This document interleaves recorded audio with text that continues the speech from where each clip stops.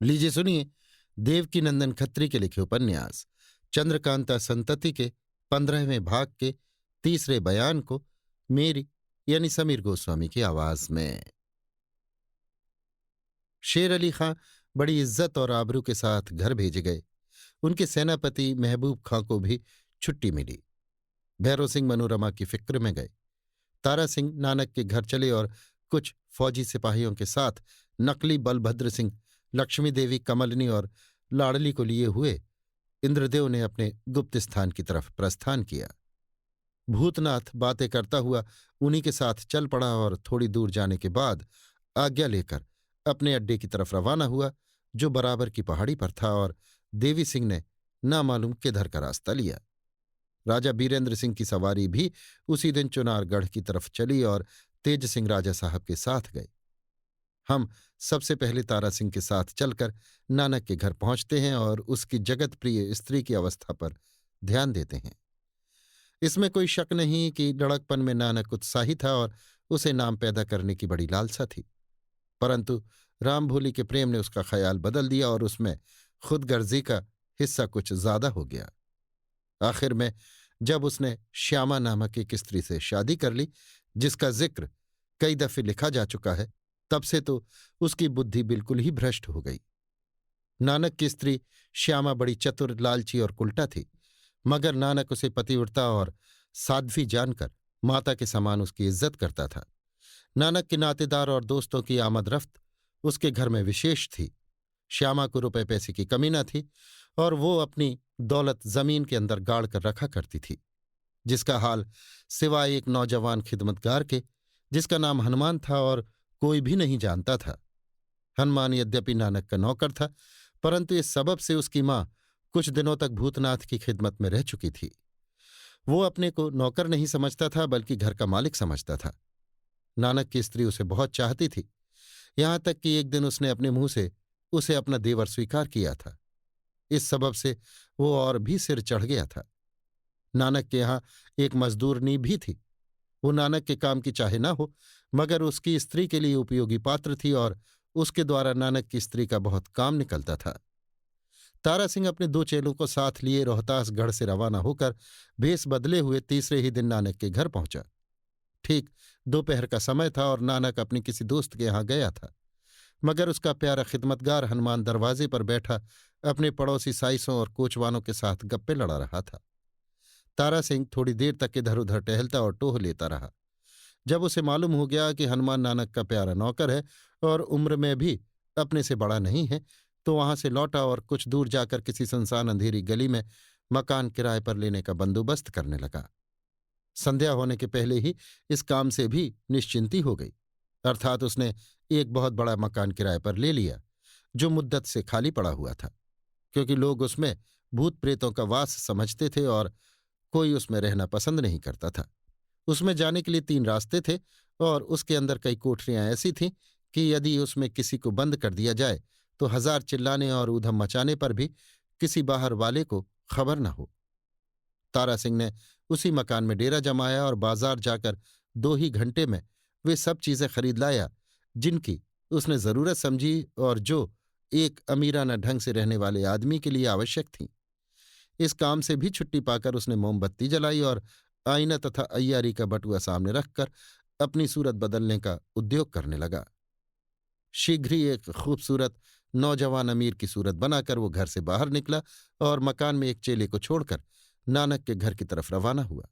दूसरा चेला जो तारा सिंह के साथ था, उसे बहुत सी बातें समझाकर दूसरे काम के लिए भेजा। जब तारा सिंह नानक के मकान पर पहुंचा तो उसने हनुमान को दरवाजे पर बैठा पाया। इस समय हनुमान अकेला था और हुक्का पीने का बंदोबस्त कर रहा था। उसके पास ही ताक पर एक चिराग जल रहा था, जिसकी रोशनी चारों तरफ फैल रही थी। तारा सिंह हनुमान के पास जाकर खड़ा हो गया।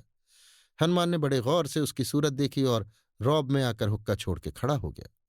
उस समय चिराग की रोशनी में तारा सिंह बड़े शान शौकत का आदमी मालूम पड़ रहा था।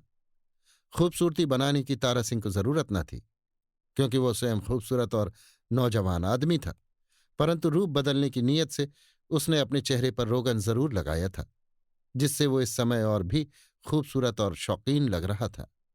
तारा सिंह को देखते ही हनुमान उठ खड़ा हुआ और हाथ जोड़कर बोला, हुक्म। तारा सिंह, हमारे साथ एक नौकर था। वो राह भूल कर ना मालूम कहाँ चला गया। उम्मीद थी कि वो हमको ढूंढने के बाद सीधा घर पर चला जाएगा, मगर इस समय प्यास के मारे हमारा गला सूखा जा रहा है। हनुमान एक छोटी चौकी की तरफ इशारा करके, सरकार इस चौकी पर बैठ जाए, मैं अभी पानी लाता हूं। इतना सुनकर तारा सिंह चौकी पर बैठ गया और हनुमान पानी लाने के लिए अंदर चला गया। थोड़ी देर में पानी का भरा हुआ एक लोटा और गिलास लिए हनुमान बाहर आया और तारा सिंह को पीने के लिए गिलास में पानी ढालकर दिया। उसी समय तारा सिंह ने दरवाजे का पर्दा हिलते हुए देखा और ये भी मालूम किया कि कोई औरत भीतर से झांक रही है।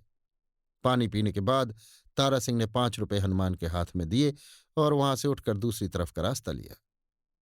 हनुमान केवल एक गिलास पानी पिलाने के बदले में 5 रुपए पाकर बड़ा ही प्रसन्न हुआ और दाता की अमीरी पर आश्चर्य करने लगा। उसे विश्वास हो गया कि ये कोई बड़ा भारी अमीर आदमी या कोई राजकुमार है, और साथ ही इसका दिल अमीर तथा जी खोलकर देने वाला भी है। दूसरे दिन संध्या के पहले ही हनुमान ने तारा सिंह को अपने दरवाजे के सामने से जाते देखा और उसके साथ एक नौकर को भी देखा, जो बड़े शान के साथ कीमती कपड़े पहने और तलवार लगाए तारा सिंह के पीछे पीछे जा रहा था। हनुमान ने उठकर तारा सिंह को बड़े अदब के साथ सलाम किया। तारा सिंह ने अपने नौकर को, जो वास्तव में उसका चेला था, कुछ कहकर हनुमान के पास छोड़ा और आगे का रास्ता लिया। तारा सिंह के नौकर में और हनुमान में 2 घंटे तक खूब बातचीत हुई, जिसे हम यहां लिखना नापसंद करते हैं। हाँ, इस बातचीत का जो कुछ नतीजा निकला वो अवश्य दिखाया जाएगा, क्योंकि नानक के घर की जांच करने ही के लिए तारा सिंह का आना इस शहर में हुआ था। बहुत देर तक बातचीत करने के बाद तारा सिंह का नौकर उठ खड़ा हुआ और हनुमान के हाथ में कुछ देकर घर का रास्ता लिया, जहां तारा सिंह उसके आने का इंतजार कर रहा था। जब तारा सिंह ने नौकर को आते देखा तो पूछा, कहो क्या हुआ? नौकर, सब ठीक है, वो तो आपको देख भी चुकी है। तारा सिंह, हाँ, रात को जब मैं वहां पानी पी रहा था, टाट का पर्दा हिलते हुए देखा था।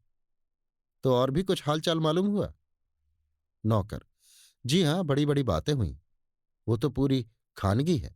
कल दोपहर के पहले मैं आपको उन लोगों के नाम भी बताऊंगा जिनसे उनका ताल्लुक है, और उम्मीद है कि कल वो स्वयं बन ठन कर आपके पास आवे। तारा सिंह, ठीक है, तो क्या तुम्हें उसका नाम भी मालूम हुआ?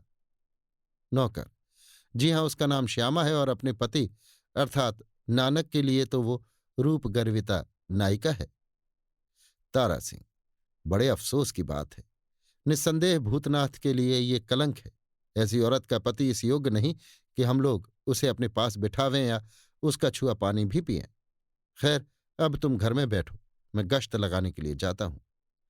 दूसरे दिन दोपहर के समय तारा सिंह का वही नौकर नानक के घर से निकला तथा इधर उधर से घूमता फिरता तारा सिंह के पास आया और बोला, आज श्यामा के कई प्रेमियों के नाम मैं लिख लाया हूं। तारा सिंह, अच्छा बताओ तो सही, शायद उन लोगों में से किसी को मैं जानता हूं या किसी का नाम भी सुना हूं। नौकर, श्यामा के एक प्रेमी का नाम जलशाई बाबू है।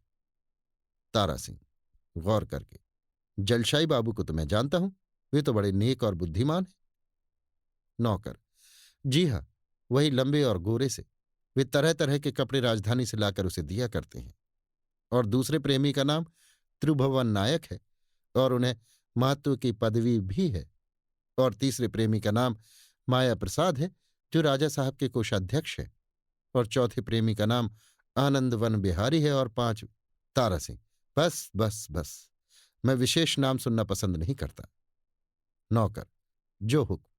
एक कागज दिखाकर, मैं तो 25 नाम लिख लाया हूं। तारा सिंह, ठीक है, तुम इस फेहरिस्त को अपने पास रखो, आवश्यकता पड़ने पर महाराज को दिखाई जाएगी। हमारा काम तो उसके आज यहां आ जाने से ही निकल जाएगा। नौकर, जी हां, आज वो यहां जरूर आवेगी। हनुमान मेरे साथ आकर घर देख गया है। अभी आप सुन रहे थे देवकीनंदन खत्री के लिखे उपन्यास चंद्रकांता संतति के 15वें भाग के तीसरे बयान को मेरी यानी समीर गोस्वामी की आवाज में।